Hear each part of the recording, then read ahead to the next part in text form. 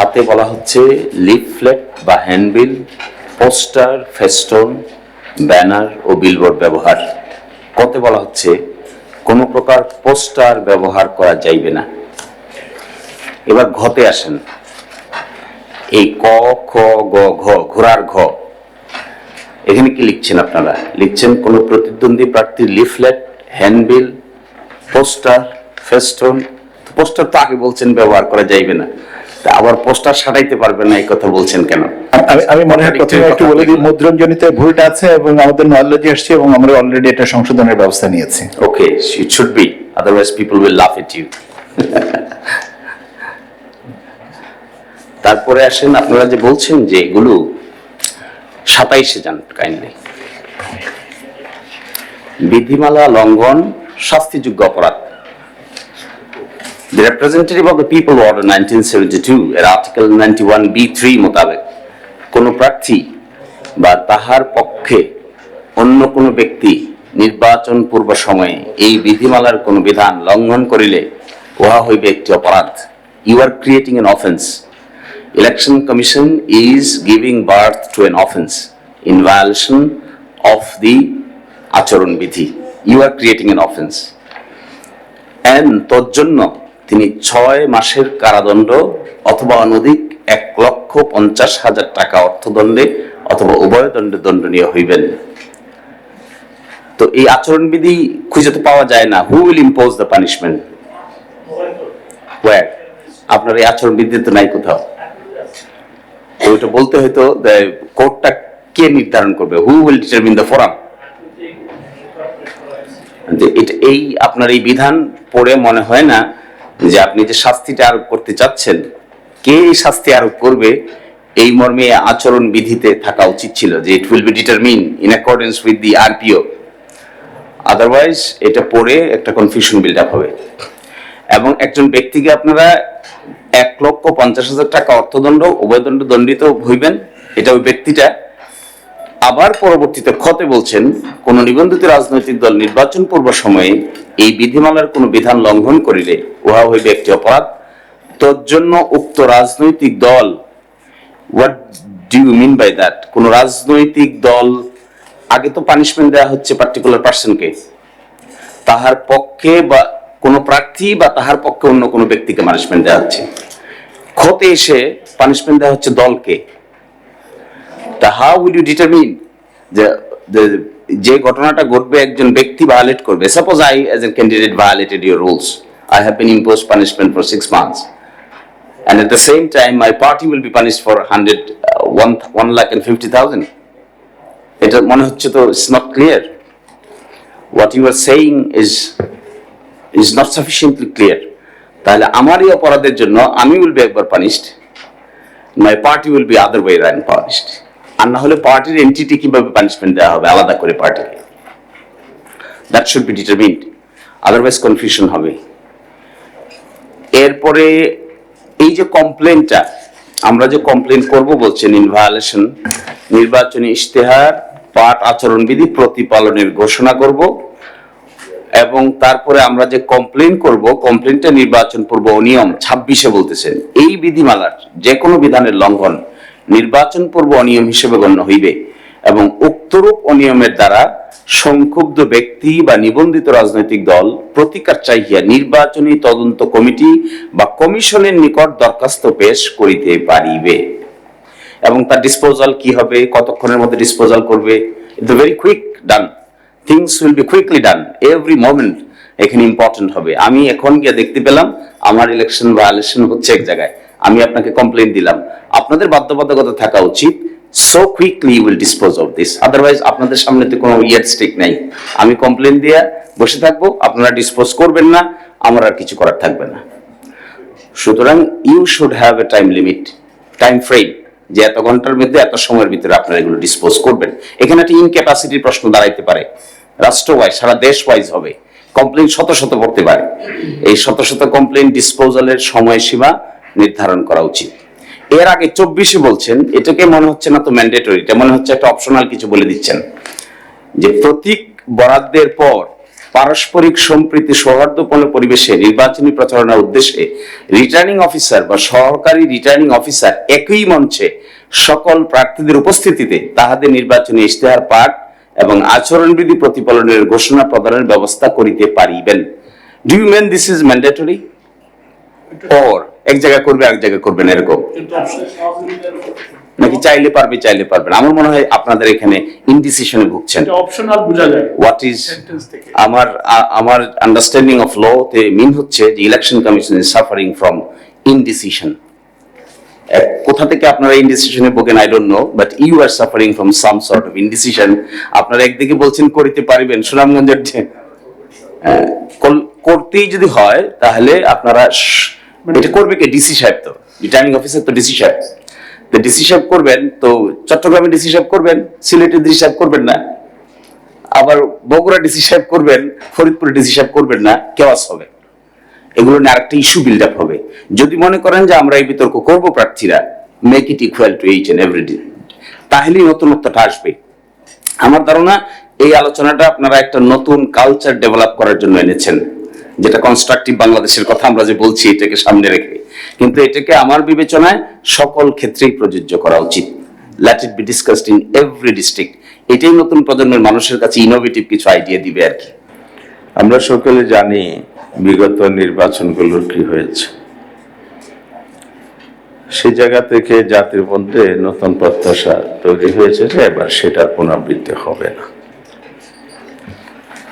সেক্ষেত্রে আমাদের আজকে মাননীয় প্রধান নির্বাচন কমিশন সূচনা বক্তব্য বলেছেন, সরকার, ইলেকশন কমিশন, রাজনৈতিক দল সকলের একই প্রতিশ্রুতি। সবাই আমরা চাচ্ছি এখন সুন্দর নির্বাচন, উৎসবমুখর পরিবেশে নির্বাচন। কথাগুলো খুব চমৎকার লাগে শুনতে, কাজে যদি পরিণত হয় তাহলে ইতিহাসে স্বর্ণাক্ষর লিখিত হবে। এটা এখন জাতি আশা করছে। সেই জন্য আমি মাননীয় কমিশনের যে ধরনের আন্তরিকতা, প্রস্তুতি, অবিরাম পরিশ্রম আমরা লক্ষ্য করি আপনাদের কর্মকাণ্ড, আমরা আস্থাশীল হতে চাই, আশান্বিত হতে চাই। এখন বাংলাদেশে যে পরিস্থিতিতে এখন নির্বাচন হতে যাচ্ছে, এখানে বেশ কিছু চ্যালেঞ্জ আমাদের সামনে আছে। নাম্বার 1 হচ্ছে পরিস্থিতিটা ইটসেলফ একটি বড় ধরনের চ্যালেঞ্জ সামগ্রিকতা বিবেচনে আনলে। কারণ বাংলাদেশ বিগত দিনে রাষ্ট্র কাঠামো সব ধ্বংস হয়েছিল, কিন্তু পুনরুদ্ধার এখন আমরা করতে পারিনি। আমাদের একটা দুর্বল কাঠামোর উপর দাঁড়িয়ে কিন্তু ইলেকশনটা করতে হচ্ছে, এটা আমাদের অবজারভেশন। এটা রাষ্ট্রীয়ভাবে সব পর্যায়ে। আজকের রিলেভেন্ট হচ্ছে election commission. Election commission constitutionally স্বাধীন, এটা বলা আছে। প্রকৃত অর্থে বিগত দিনে স্বাধীন ছিল না। সবসময় গভর্নমেন্ট, বিশেষ করে পলিটিক্যাল গভর্নমেন্টের অধীনে নির্বাচন হয়েছে। কমিশনের কাঁধে বন্দুক রেখে শিকার হয়েছে। সবাই একজন ওনারা করেছেন, অপরাধ সব করেছেন, ইলেকশন কমিশনকে দিয়ে কাজে লাগিয়ে জাতিকে বোকা বানানোর চেষ্টা করছে। যাই দায়ভার ইলেকশন কমিশন করে এসেছে, যার পরিণতি প্রিভিয়াস ইলেকশন কমিশনের যারা দায়িত্ব পালন করেছেন বিগত 3টি নির্বাচনে তাদেরকে ভুগতে হচ্ছে। আমরা এটার পুনরাবৃত্তি চাই না। স্বাধীন হতে হলে তো অবশ্যই সাহসী হওয়া দরকার। আমরা আশাবাদী আপনারা সাহসী, এবং সেখানে শুধু সাহস দেখালে হবে না, স্বচ্ছতা, নিরপেক্ষতা, ন্যায্যতা এগুলো এনশিওর করতে হবে। কারণ জবাবদিহিতা মানুষের কাছেও করতে হবে, আল্লাহর কাছেও করতে হবে। এটা এনশিওর যদি আমরা করতে না পারি তাহলে স্বাধীন কমিশন আমরা কাগজে দেখব, বাস্তবে দেখতে পাবো না। এই জন্য আজকের সংলাপটা আমি মনে করি খুবই গুরুত্বপূর্ণ, তাৎপর্যবহ। তখনই হবে এটাকে ট্রেডিশনাল সংলাপের ধারাবাহিকতা যেন না হয়। বিগত দিনগুলো সংলাপ হয়েছে, এখনো হচ্ছে। আমরা একটু ব্যতিক্রম, ডিফারেন্ট, আমরা ব্যতিক্রম হতে চাই। এই জন্য আমার মনে পলিসি লেভেলে শুধু স্বচ্ছতা থাকলে হবে না, পলিসি লেভেলে চিন্তা, পরিকল্পনা সবকিছুর মধ্যে স্বচ্ছতা আমরা দেখছি, ন্যায্যতা আমরা রিফ্লেকশন পলিসি লেভেলে আমাদের ডাউট ওখানে নাই। সেখানে আমরা জামায়াত ইসলামের পক্ষ থেকে ইলেকশন কমিশনকে কোনো প্রশ্নবিদ্ধ করার মতো বক্তব্য এখনো রাখি নেই, আমাদের কনফিডেন্স ব্যক্ত করেছি। কিন্তু এক্সিকিউটিভ লেভেলে আমাদের প্রশ্ন আছে, আমরা বলেছি এক্সিকিউটিভ লেভেলের সাথে যদি সমন্বয় যদি আপনাদের না হয় প্ল্যানিং অ্যান্ড থিঙ্কিং এ, তাহলে রিফ্লেকশন ওই যে চমৎকার উৎসমুখর ইলেকশন হবে না। এই জন্য সরিষার মধ্যে বুথ আছে কিনা খতিয়ে দেখা উচিত। আমি স্পেসিফিক বলবো না, স্পেসিফিক চাইলে আমি আলাদাভাবে বলবো, আনুষ্ঠানিকভাবে নয়। একইভাবে মাঠ পর্যায়ে প্রশাসনে একই চিত্র আছে, সেখানেও আপনাদের এই চিন্তার প্রতিফলন ঘটবে কিনা আমরা ডাউট করছি। সে কারণে আমি বলতে চাই, রক্ষক যেন বক্ষক না হয়, আর আইন প্রণয়নের সাথে পরিপালনের কথাটা যেটা আসছে এটা যেন শতবার নিশ্চিত করার চেষ্টা থাকে আন্তরিকভাবে। কারণ হচ্ছে আমাদের সরকার পরিবর্তন হয়েছে, আমাদের আমলাতন্ত্রের মধ্যে মৌলিক পরিবর্তন কম এসেছে, আশা নিয়ে বলবো না। এখানে অনেক ধরনের সমস্যা আছে, জটিলতা আছে। দলীয় সরকার না হলেও দলকানা লোক সরকারের ভিতরে আছে, পলিসি লেভেলও আছে, আমরা এটা পাবলিকলি বলেছি। এগুলো এই জন্য বলা, এগুলো আপনাদের সাথে রিলেভেন্ট, আমরা মনে করি এই বক্তব্যগুলো আপনাদের জন্য সহায়ক হতে পারে। কারণ তফসিলের পর তো পুরো ইলেকশনের অ্যাডমিনিস্ট্রেটিভ এন্ড আদার সবকিছু ইলেকশন কমিশন হাতে ন্যস্ত হবে, এটা আপনাদের দেখার সুযোগ আছে বিধে আমরা এটা বলতে চাই। আরেকটা বিষয় হলো কনফ্লিক্ট অফ ইন্টারেস্ট তৈরি হয়, এক্ষেত্রে আমরা কিছু সাজেশন বিভিন্ন আপনাদেরকে দিয়েছি। এই গভর্নমেন্টের যারা বেনিফিশিয়ারি তারা যেন নেক্সট গভর্নমেন্টের সাথে কোনো আন্ডারস্ট্যান্ডিং এর ভিত্তিতে বেনিফিট নেওয়ার আশ্বস্ত হতে না পারে, এই রাস্তাগুলো বন্ধ করতে হবে। এর জন্য আমরা পাবলিক কমিটমেন্টের দাবি করেছি। আমরা যদি কি পয়েন্টে যারা দায়িত্ব পালন করবেন, সরকার এবং কমিশন সহ আদার এক্সিকিউটিভ লেভেলে এই ধরনের কোন ছিদ্র যদি থেকে যায় তাহলে ইলেকশন প্রভাবিত হবে। কারণ এখানে বিভিন্ন দলকে তুষ্ট করার জন্য এটা হইতে পারে। আমরা মানুষ, দুর্বলতার ঊর্ধ্বে নয়, এই বিষয়টা আপনারা কিছু কার্যক্রমের মাধ্যমে যদি এনশিওর করতে পারেন, আমি মনে করি জাতি আপনাদেরকে সাধুবাদ জানাবে। কারণ আমরা তো অনেক ইনোভেটিভ আইডিয়া আমরা দেখছি, নিউ আইডিয়া আমরা দেখছি, আমরা এটাকে স্বাগত জানাচ্ছি। পোস্টাল ভোটার এক্সিকিউশন কাগজে ছিল, এখন এক্সিকিউশনে যাচ্ছে, আমাদের খুব চমৎকার ভাবে যাচ্ছেন। এই যে আপনাদের প্রযুক্তি ভিত্তিক যে পোস্টাল ব্যালট সহ সব মিলে বিভিন্ন পদ্ধতি আপনারা নিয়ে যাচ্ছেন। প্রবাসী ভোটার আমরা দাবি করেছি, আপনারাও ইনিশিয়েটিভ নিয়েছেন। এ সমস্ত নতুন আইডিয়া, ইনোভেটিভ আইডিয়া জাতি চায়। কনফিডেন্সের জায়গা কিন্তু এগুলোই বাড়ে যে ইলেকশন এই কমিশন পারফরমেন্স করবে, কনফিডেন্ট এবং ভূমিকা রাখার মতো দক্ষতা এই কমিশনে আছে, এটা আমরা লক্ষ্য করছি। তবে এটাকে নষ্ট করে দিতে পারে যদি লেভেল প্লেইং ফিল্ড এনশিওর করা না যায়। ফার্স্ট ওয়ার্ক হচ্ছে লেভেল প্লেইং ফিল্ডের জন্য আপনাকে অবৈধ অস্ত্র উদ্ধার করতে হবে, এখন আমরা দেখছি না। এবং প্রি ইলেকশন কিন্তু একটা এনভায়রনমেন্টের কথা আমরা আপনাদের দৃষ্টি আকর্ষণ করেছি। আগেই যদি পরিবেশটা নষ্ট হয়, তার ধারাবাহিকতায় আপনার তফসিলে যদি 1 মাস সময় দেন বা যা দেন, তাহলে এই অল্প সময় কিছু করা যাবে না। এই জন্য ইলেকশন কমিশনের দায়িত্ব না থাকলেও, পাওয়ারের মধ্যে না থাকলেও গভর্নমেন্টের সাথে সমন্বয় করে কিন্তু এই পরিবেশটা তৈরি করা যায়। এখন হলো এলাকায় এলাকায় এগুলো নানা ধরনের ঘটনা ঘটছে। আর অবৈধ অস্ত্র উদ্ধারের পাশাপাশি বৈধ অস্ত্রটা নিয়েও চিন্তা করতে হবে, এগুলো জমা নেওয়া হয়, এটা শতভাগ এনশিওর হচ্ছে কিনা। আবার কোস্টাল বেল্টে যে সমস্ত মফস্বল বা ইন্টেরিয়র এরিয়া, হিল এরিয়া, এসব জায়গায় কিন্তু এগুলো কন্ট্রোলের বাইরে থাকে না।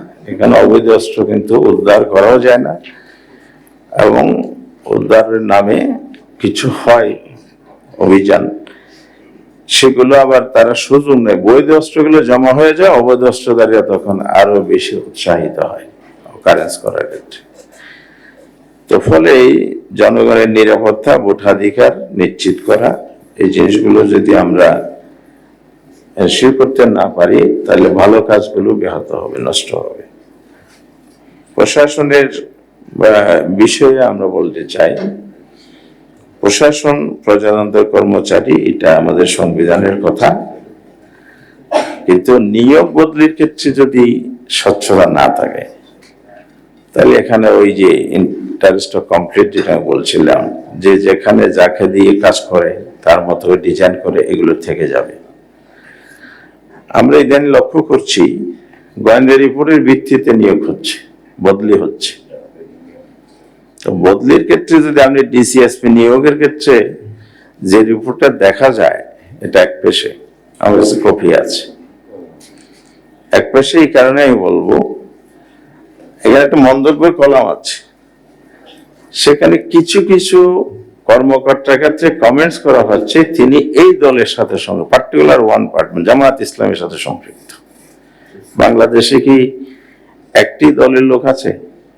আর কোন দলের নাম এসবি রিপোর্ট, এনএসএ রিপোর্টে নাই। তার মানে কি এরা সব নিরপেক্ষ। এই পার্টিকুলার 10 জন লোক হলে এটা দলের, এদেরকে নিয়োগ দেওয়া যাবে না, এটা বাসায় না বললে রিপোর্ট এটা বলে। এই জন্য এই রিপোর্টের ভিতরে যে নিয়োগ হয়, আমরা কিভাবে ইলেকশন করে আমরা জানি না। ইলেকশন আগে আমাদেরকে হইসি করতে হবে, তখন আমাদেরকে নাম ধরে বলতে হবে, তখন এটা ইনডিসেন্ট। এই জন্য আমরা বলতে চাই শতভাগ লটারির ভিত্তিতে নিয়োগ, বদলি করতে হবে। বিশেষ করে DC, SP, election officer, UNO, এরপরে ওসি, এই লেভেলটা এক মিনিট বলবো। এরপরে আমি বলতে চাই, কেন্দ্র দখলের বিষয়টা বাংলাদেশের একটা কালচার, অপকালচার। সিসি ক্যামেরার জায়গা থেকে কমিশন কেন সরে আসছে আমরা জানি না, হয়তো বলবেন খরচ বেশি। আমরা আবার রিপিট করব, কস্ট বেশি। আপনাদের যারা কস্টিং দেয় কম্পিটিশনে, ব্যবসার দিকটিতে, এটা আপনারা কতটুকু ভেরিফাই করে করছেন এটা আমাদের কাছে স্পষ্ট নয়। যে কস্ট শো করা হয়েছে, আমরা যখন ভেরিফাই করি মার্কেটে, তখন দেখে যে না, কস্ট অনেক কম। এই বিষয়টা আমি বিনিয়োগের সাথে অনুরোধ করছি, আপনারা রিথিং করবেন। কারণ বডি ক্যামেরা এটা কোনোদিন ডকুমেন্ট প্রিজার্ভ করার জন্য সাফিসিয়েন্ট নয়। সে যদি ওই সময় টয়লেটে চলে যায়, সে যদি তখন ক্যামেরাটা ঘোরাই দেয়, সে যদি ইন্টেনশনালি এটাকে ডকুমেন্টকে ধারণ না করে মিস করার কোনো কৌশল নেই, আর কিছু করার নেই। সিসি ক্যামেরাটাই হলো সবচেয়ে রিলায়েবল ডকুমেন্টেশনের জন্য। এটা এনশিওর করেন আমি আবারও দাবি জানাবো আমাদের দলের পক্ষ থেকে। আর ব্যালট পেপারের ব্যাপারে একটু নজরদারি মেহরবানি করে আপনারা বানাবেন। এখানে ফলস ব্যালট পেপার ছাপানো থেকে শুরু করে, যেগুলো আমাদের দেশে যে প্রশ্নপত্র যে নকল হয়, জাতীয় বিষয়, এই যে ডাকসু সাকসু নির্বাচনে এই ধরনের অভিযোগ আমাদের সামনে, আমরা মিডিয়ার সামনে দেখেছি। কঠোর নজরদারির মাধ্যমে এটা করা উচিত। আর এক্সট্রা ব্যালট পেপার যেন না যায়, যদি সেটা আমরা কতটুকু কি করছেন আমাদের কাছে ক্লিয়ার না, হয়তো তার উপরে হবে।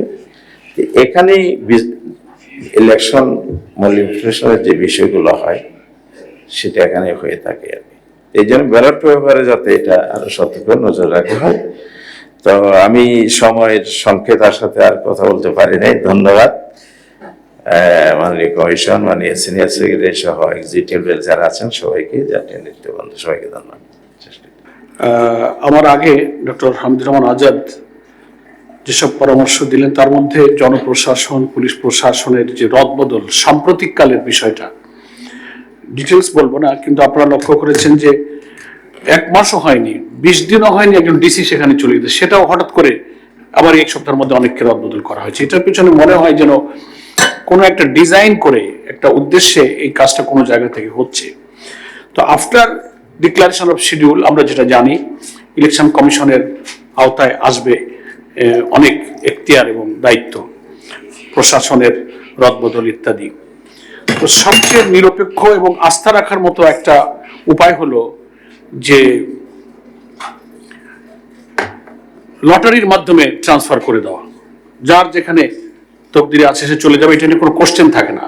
কিন্তু আমরা যখন এটা কথা আমরা মাননীয় প্রধান উপদেষ্টার সাথে ওই বিষয়ে কথা বলেছিলাম যে আপনারা এরকম করেন, কোশ্চেন থাকবে না। তো সেখানে ওনার বক্তব্যে বোঝা গেল যে পরিষ্কার না করলে আমরা বুঝতে পেলাম যে কোনোভাবে কোনো জায়গা থেকে কেউ এটা শুরু করেছে। সেটা কি কোনো প্ল্যান কেউ করছেন, কেউ জানছেন কি জানছেন না, একেবারে কিছুটা অস্পষ্ট কথা ওনার থেকে বোঝা যায়। তো আমরা তো আর নির্বাচন কমিশনই হচ্ছে নির্বাচনকে সুষ্ঠু নিরপেক্ষ করবার জন্য তফসিল ঘোষণার পর আমাদের একমাত্র আস্থার জায়গা। সেখানে আমরা একটু আপনাদের দৃষ্টি আকর্ষণ করলাম যে একটা চেঞ্জ আমরা ইতিপূর্বে দু একটা ইলেকশন কমিশনের সময় দেখেছি যে তফসিল ঘোষণার পরই একদিনে এক রাতে সব ডিসি এসপি পুলিশ সুপারদেরকে রদবদলের ঘটনা ঘটেছে, জাতি কিন্তু আস্থা রেখেছে, কমপ্লেন ছিল না। এইরকম একটা সিদ্ধান্ত না নিলে এখন যা হচ্ছে এটা কিন্তু একটা পরিকল্পিত একটা ইন্টেনশনে এটা কিন্তু করা হচ্ছে। এটা আমরা আবারও একটু গুরুত্বের জন্য আমি যোগ করলাম। নেক্সট হচ্ছে ত্রয়োদশ জাতীয় সংসদ নির্বাচনের সঙ্গে কিন্তু জুলাই জাতীয় সনদ এবং গণভোট এই দুটো প্রশ্ন কিন্তু একেবারে খুবই প্রাসঙ্গিক এই ত্রয়োদশ জাতীয় সংসদ নির্বাচনের সঙ্গে। কিন্তু আপনাদের এই আচরণ বিধিতে ইভেন গতকালকে আপনারা প্রবাসীদের ভোটের ব্যাপারে যে প্রেজেন্টেশন করলেন এটা পরিষ্কার হয়নি। সেটা হচ্ছে যে একই দিনে গণভোট আর জাতীয় নির্বাচনের ঘোষণা প্রধান উপদেষ্টার ভাষণে এসেছে, গেজেটও সেটা এসছে। যদি আমরা দল হিসেবে জামাত ইসলামী সহ কেউ কেউ আমরা আগের কিছু যুক্তির কারণে বলেছিলাম যে আমরা গণভোটটা আগে হওয়া উচিত, জুলাই সনদে কি কি সংস্কার হতে যাচ্ছে, কোনটায় ভোটাররা হা বলবে না বলবে, সে যদি আগে থেকে তার মাইন্ড সেট করতে না পারে, বুঝতে না পারে বিদ্যমান রাষ্ট্র কাঠামোর কি কি পরিবর্তন হলো, কোনটায় আমি হা বলবো, সে যদি বুঝতে না পারে তো হা কি বলবে না কি বলবে, তো একই দিনে দুইটা ভোট হলে সে তো বুঝতে পারবে না। তো যাই হোক, আমরা এই দাবি এসব যুক্তি পেশ করেছিলাম, কিন্তু ঘোষণা করার পরেও কিন্তু আপনাদের এই আচরণ বিধিতে গতকালকেও এটা আমরা দেখতে পেলাম না যে প্রবাসীরা ভোট দেবে, সব সিস্টেম বললেন। তাহলে গণভোটে সে কিভাবে ভোট দেবে? গণভোটের ব্যাপারে প্রবাসীদের ভোটের তাদের তো ব্যালট আলাদা, সিস্টেম আলাদা, একই সিস্টেমে কিভাবে তারা ঢুকবে? তারপর হচ্ছে যে জুলাই সনদের যে সাবজেক্টগুলো ন্যাশনাল কনসেনসাস কমিশনে একমত হয়ে যেটা ভোটে যাচ্ছে, এটাকে তো জাতিকে জানানোর জন্য পাবলিক করতে হবে। এটাকে ইলেকশন কমিশন তার ওয়েবসাইটে দেবেন, প্রচারপত্র, পুস্তিকা, পাবলিকেশন, পাবলিসিটি করবেন, সে সম্পর্কে কিন্তু কিছু আসেনি। জনগণ যে যারা চাইবে তারা হা বলবে, তো তাকে তো বুঝতে হবে স্বল্প শিক্ষিত কম শিক্ষিত ভোটারকে এই জুলাই সনদটা কে ম্যাচিউর করবে, কে লার্নেট করবে, এটা একটা প্রশ্ন। এই দায়িত্বটা তো নির্বাচন কমিশনের আছে। নেক্সট হচ্ছে যে প্রবাসী ভোটের ক্ষেত্রে আমাদের প্রবাসের থেকে খবর আসছে এনআইডি অল্টারনেটিভ, যদি কোনো কারণে এনআইডি কোনো জটিলতায় সে এটা করতে না পারে, তাহলে তার পাসপোর্ট আছে। পাসপোর্টটা একটা খুব গুরুত্বপূর্ণ ডকুমেন্টস একজন নাগরিকের জন্য। আমরা আগেও বলেছি যে যদি কোনো কারণে এনআইডি কোনো জটিলতার কারণে সে রেডি হতে না পারে, তো তার অল্টারনেটিভ পাসপোর্টের মধ্য দিয়ে সে এখানে ভোটার রেজিস্ট্রেশন করতে পারে কিনা, এ বিষয়ে গতকালকেও কোনো আলোচনায় আসেনি। আর আমাদের এখনকার আচরণবিধিতে লাউড স্পিকার ব্যবহারে বলা হয়েছে যে একই সময়ে নির্বাচনী এলাকায় 3টা লাউড স্পিকার ব্যবহৃত হতে পারবে, যেটা দেখলাম। তো আপনারা জানেন এক একটা নির্বাচনী এলাকায় 15, 20, 21, 18, 16টা করে ইউনিয়ন আছে, বিরাট বিরাট নির্বাচনী এলাকা। তো একজন প্রার্থী বা তার পক্ষের ভোটাররা বিভিন্ন জায়গায় সমাবেশ করবে। মাসটা যদি ফেব্রুয়ারি হয়, তো স্কুল কলেজের পরীক্ষা সাধারণত স্কুলের পরীক্ষাগুলো ডিসেম্বর নভেম্বরে হয়ে যাচ্ছে, ওটা যদি ফেব্রুয়ারি মাস হয়, তো এই যে একেবারে 3টা লাউড স্পিকারের মধ্যে সীমিত করে দিলে বিশাল নির্বাচনী এলাকা, এটা প্রার্থীদের জন্য ভোটারদের কাছে প্রচারণার একটু সংকট তৈরি হতে পারে। এটা আমরা পুনর্বিবেচনার জন্য আবেদন করছি। ভোটার লিস্টের ছবি, সহজে ভোটার লিস্ট আছে, সেই ছবিগুলি স্পষ্ট নয়, প্রিন্টিং এ এত স্পষ্ট যে চেহারা চেনা যায় না। এটা আমরা জামাত ইসলামের পক্ষ থেকে আপনাদের সঙ্গে যখন ফর্মালি দেখা করে গেলাম, রিটেন 18টা দফায় আমরা পরামর্শ দিতাম, এটা একটা ছিল যে ভোটার লিস্টের ছাপা ছবিগুলো স্পষ্ট হতে হবে। চিনতে না পারলে ওখানে আর একটা ঝুই ঝামেলা হয়। এ ব্যাপারে আপনাদের একটা কথা বলা দরকার। নেক্সট হচ্ছে আর্মি ডিপ্লয়মেন্ট ভোট কেন্দ্রে। আমরা শুনতে পাচ্ছি এবং সিদ্ধান্ত, কিন্তু প্রতি ভোট কেন্দ্রে সেনা মোতায়েন, নির্বাচনকে নিরপেক্ষ করার জন্য সন্ত্রাসী যারা ভোট ডাকাত, যারা বাধা সৃষ্টি করে, নাশকতা করে, তাদেরকে একটু চাপে রাখতে গেলে,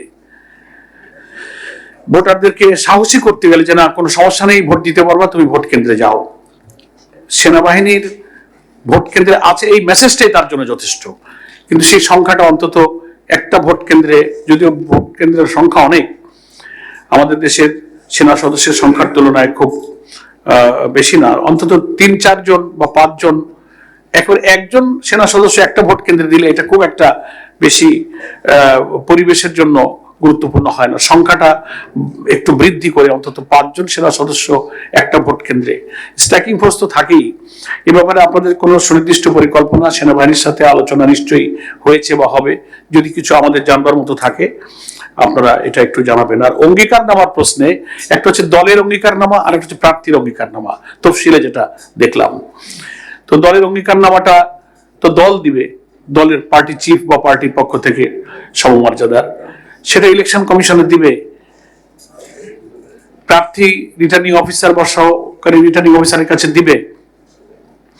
ওই দলের অঙ্গীকারনামার জমা দেওয়ার বিধান যেখানে বলা হচ্ছে, সুনির্দিষ্ট করে বলা হচ্ছে না নির্বাচন কমিশনে দেবেন। তো এটা কি বলা হচ্ছে যে মনোনয়ন জমার দিনে বা সময়ে? তো মনোনয়ন জমা তো দেবে প্রার্থীরা স্ব জায়গায়, কিন্তু দল তখন অঙ্গীকারনামাটা কোথায় জমা দিবে? সে তো আর লোকাল ইলেকশন এরিয়াতে যাবে না, সে কি ঢাকার ইলেকশন কমিশন অফিসের দলের অঙ্গীকারনামাটা পার্টি চিফ বা তার পক্ষে কেউ দিবেন? এটা একটু সুস্পষ্ট করা দরকার আর কি। আপাতত একটু ধন্যবাদ জানাই, আপনারা আজকের এই আমাদের মত বিনিময় সবার সুযোগ করে দিয়ে কিছু কথা বলবার সুযোগ পেলাম। বাংলাদেশ জামাত ইসলামীর পক্ষ থেকে নির্বাচন কমিশনকে ধন্যবাদ জানিয়ে আমি আপাতত শেষ করছি।